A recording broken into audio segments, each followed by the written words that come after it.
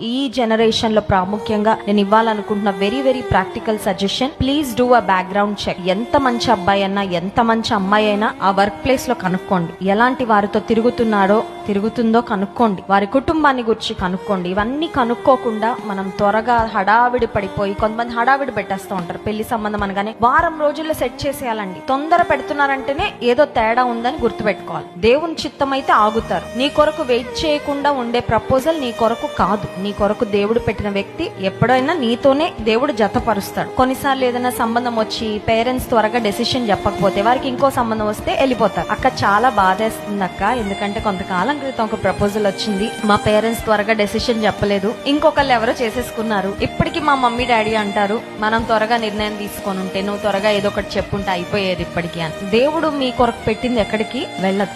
దేవుడు ఏర్పాటు చేస్తే ఆ వ్యక్తికి పక్కటెముకగా అక్కడికి చేరుస్తాడు ఖచ్చితంగా.